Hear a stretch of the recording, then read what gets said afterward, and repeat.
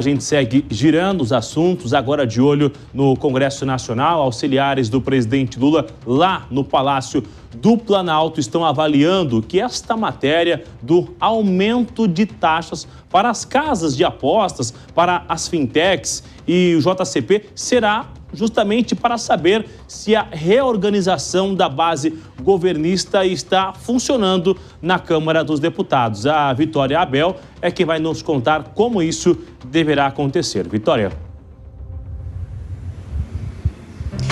Pois é, Bruno, é isso. A gente conversou com auxiliares do presidente Lula no Palácio do Planalto e o que eles avaliam é que o projeto que o Ministério da Fazenda pretende enviar nos próximos dias para aumentar a arrecadação e aumentar isso por meio de novos impostos, ou melhor dizendo, aumento das taxas já também disponíveis no mercado, esse projeto vai ser aquele considerado essencial para saber, para fazer o teste se a base governista realmente está fiel a Lula, se aquela reorganização que a ministra das Relações Institucionais, Gleisi Hoffmann, fez, está realmente funcionando. Vamos lembrar que a Gleisi fez essa reorganização da base, já faz umas 2 semanas que ela começou esse processo de retirar cargos de deputados do Centrão que não estavam votando com o governo para redistribuir esses cargos para deputados que tivessem o potencial de serem fiéis à base governista. Inclusive, na semana passada, ela conseguiu se reunir com os líderes de partidos de centro, como o PP, Republicanos, União Brasil, para justamente fechar esse acordo. Falar, olha, agora a gente está ok, podemos continuar, seguir, começar no 0 a 0 e seguir os nossos acordos. Eles disseram que sim. Por enquanto, essa é a expectativa. Agora, vai ser, portanto, esse teste nesse projeto de aumento de impostos, porque o Congresso Nacional já alertou diversas vezes o Palácio do Planalto e o Ministério da Fazenda que não existe uma propensão e uma aprovação dos parlamentares no aumento de impostos. O que os parlamentares me disseram, inclusive o líder do União Brasil no Senado Federal, Efraim Filho, que também é presidente da Comissão Mista de Orçamento, ele disse que o seguinte, tem chance de passar se for um projeto apenas com a taxação das bets. Ele, assim como outras lideranças de centro, dizem isso. As bets, tudo bem, tem uma aceitação maior no Congresso Nacional. Agora, aumentar a taxa para fintechs, que são os bancos digitais, e para distribuição de lucros por meio do juros sobre capital próprio, que é uma modalidade de distribuição de lucros das empresas, isso pode atingir o setor financeiro. E é tudo que a gente não quer. Então, essas 2 medidas podem sim atrapalhar o projeto que o governo quer trazer de aumento de arrecadação por meio dessa elevação das taxas, principalmente por meio da elevação da taxa sobre as bets. Vamos lembrar que Fernando Haddad já conseguiu aprovar na semana passada aqueles trechos que eram da medida provisória derrubada anteriormente, lá no início do mês,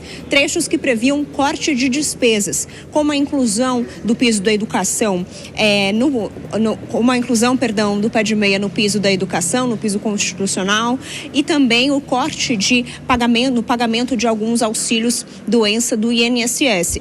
Esses pontos foram aprovados ali num projeto de regulamentação patrimonial. Mas esse tema era muito mais fácil, porque o Congresso concorda em cortar despesas. O desafio vai ser agora. Com esse projeto de corte de despesas, o governo estima ter alcançado aí cerca de 25 bilhões de reais para o orçamento do ano que vem, mas mesmo assim, os parlamentares da Comissão Mista de Orçamento calculam que o governo ainda precisa de pelo menos de 20 a 30 bilhões para poder equilibrar as contas. Lembrando que no ano que vem, em 2026, o governo quer uma meta fiscal de superávit de até 34 bilhões de reais. Bruno e Márcia. Vitória, obrigado pelas informações. Seguiremos de olho se vai funcionar de fato, então, essa nova estratégia do governo dentro do Congresso. Vamos ouvir os nossos comentaristas, começando com o Henrique Kriegner novamente. Se o governo está afim, Henrique, de sentir a temperatura dentro do Congresso, começar com uma nova taxação seria o melhor caminho? A gente já viu recentemente um cenário que não existe ambiente para aumentar novos impostos. Exato, Bruno. Realmente, porque, especialmente conversando com os deputados, porque justamente os deputados não querem voltar para suas bases eleitorais e serem cobrados. por que você está aprovando esse novo imposto? Né? Quando a gente fala de novos impostos, os últimos que querem dar o aval para isso são deputados e também prefeitos e, consequentemente, também os vereadores. Por quê? Esses são mais próximos da sua base eleitoral, são até mais vulneráveis às críticas da população. E a população não aguenta mais impostos e taxas que foram criadas aí excessivamente por esse governo e impostos que também estão sendo transformados, mexidos, aumentados em todo momento. O brasileiro está percebendo a conta aumentar no fim do mês, não só na questão dos preços, mas também no tanto que ele paga do imposto, daquilo que sai da sua renda realmente para o Estado sem ter nenhum tipo de retorno. Então, essa conta o brasileiro continua fazendo. Agora, o que essa movimentação, inclusive, falando aí a movimentação que a ministra Gleisi tem encampado, junto de tirar cargos, é uma movimentação natural quanto mais se aproxima das eleições. Mas aí a pergunta que eu fico é, para quem que ela vai redistribuir esses cargos que antes eram ocupados pelo Centrão?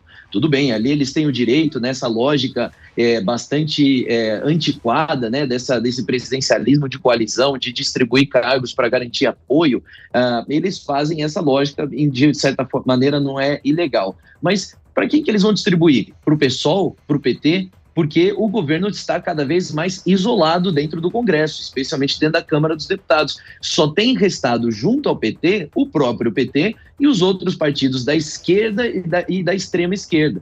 Então, a gente fica na dúvida, para quem serão distribuídos esses novos cargos, esses cargos agora que ficam vagos, e como que a ministra Gleisi vai conseguir garantir apoio, entregando cargos para partidos tão pequenos e de baixa expressão, Bruno. Eu vou insistir com essa linha. A Cássio Miranda, já é final de festa. Estamos chegando no recesso do Congresso. No ano que vem é campanha eleitoral. O bloco está na rua. Como redistribuir ou como reorganizar esses aliados do governo dentro do Congresso? Existe uma receita?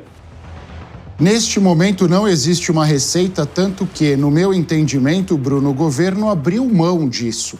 O governo deu prioridade a surfar uma boa fase muito por conta do tarifaço e, ao priorizar isso, acabou deixando de lado o Congresso Nacional, a composição da sua base. O que o governo faz é o que nós chamamos no dia a dia, você vive Brasília, sabe que é chamado dessa forma, votação a votação.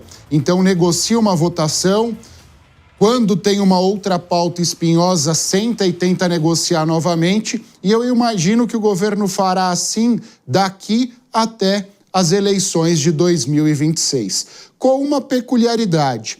Existem temas, como é o caso das bets, por exemplo, onde não há deputados da base ou deputados de oposição. Existem deputados vinculados a esse tema, que independentemente da vontade do governo, votarão favoravelmente ou contrariamente. Vide a bancada da bola, vide a bancada rural e vide uma série de outras bancadas temáticas que nós temos por aí. Até porque a questão das bets, especificamente, todos nós sabemos, ela envolve uma grande quantidade de dinheiro e as campanhas eleitorais estão cada vez mais caras. Então é do interesse dos parlamentares fazerem uma política da boa vizinhança com os donos das bets. Agora tem a bancada cristã também, né? Foi a última que foi criada. Meu Deus do céu. Obrigada a Cássio e Kriegner pelas análises.